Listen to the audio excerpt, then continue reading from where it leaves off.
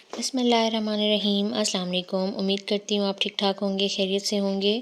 مجھے لگتا ہے کہ ہم ساری عورتوں کے دن ایک جیسے ہی ہوتے ہیں، صبح سے شام تک بس گھر کے کام ہی ختم نہیں ہوتے، سارا دن بس کچن کے کام، گھر کے کام۔ آج میرا ویکلی لانڈری ڈے تھا تو میں نے سوچا آپ کے ساتھ روٹین شیئر کروں۔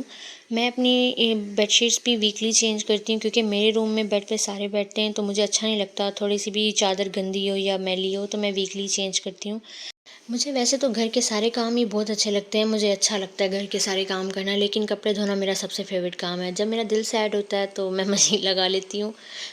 میں سمجھتی ہوں کہ اپنے گھر کا کام جتنا اچھا گھر کی عورت کر سکتی ہے کوئی دوسرا بندہ نہیں کر سکتا، کیونکہ ہم کام والیاں رکھیں، میڈس رکھیں، ان کے ساتھ بھی ہمیں خود ہی لگنا ہوتا ہے، پھر کیا فائدہ جب ہم نے ان کے سر پہ ہی کھڑے ہو کے کام کروانا ہے۔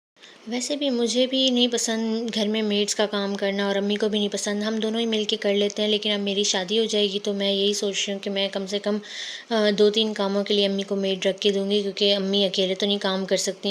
میں سمجھتی ہوں کہ گھر کے کام کرنے سے انسان فٹ بھی رہتا ہے، اور دوسری بات یہ ہوتی ہے کہ انسان کا دماغ کہیں لگا رہتا ہے، فضول سوچیں دماغ میں نہیں آتی، اور انسان مسلسل کہیں اور بزی رہنے کی بجائے اپنے گھر کے کام کرے، گھر پہ توجہ دے تو زیادہ بہتر ہوتا ہے۔ میں ساتھ ساتھ باقی کام بھی کرتی رہتی ہوں، ساتھ ساتھ کپڑے بھی دھوتی رہتی ہوں تاکہ ایک ساتھ دو کام آرام سے ہو جائیں۔ سارے کام سمیٹنے کے بعد ہی میں ناشتہ کرتی ہوں، کیونکہ مجھے اچھا نہیں لگتا گھر گندا پڑا ہو یا کوئی کام کرنے والا ہو میں پہلے ناشتہ کر لوں۔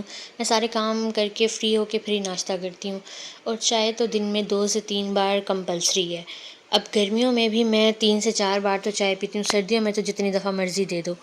کام ہم کرتے ہیں اور تھکیے جاتے ہیں، سارا دن ان کے آرام نہیں ختم ہوتے۔ صبح اٹھتے ہیں یہ 5 بجے، اس کے بعد یہ 10-11 بجے سوتے ہیں، پھر یہ شام میں اٹھتے ہیں، اور ایسے لگتا ہے کہ ہم سے زیادہ یہ تھک جاتے ہیں۔ سارا دن اور تو کوئی زیادہ مصروفیات نہیں تھیں، کیونکہ جس دن کپڑے دھونے ہوتے ہیں اس دن پھر کوئی اتنی زیادہ میں مصروفیات رکھتی نہیں ہوں، کیونکہ میں خود بھی تھک جاتی ہوں۔ شام میں میرا تھوڑا سا کام تھا باہر کا، تو میں نے سوچا کہ ساتھ ہی گروسری بھی تھوڑی سی کرنی تھی، وہ بھی کر لوں۔ گلگشت میں آپ کسی بھی ٹائم چلے جائیں، گلگشت میں ہر وقت رونق رہتی ہے۔ سب سے اچھی بات یہ ہوتی ہے کہ یہاں پہ بندہ جا کے تھوڑا سا فریش ہو جاتا ہے۔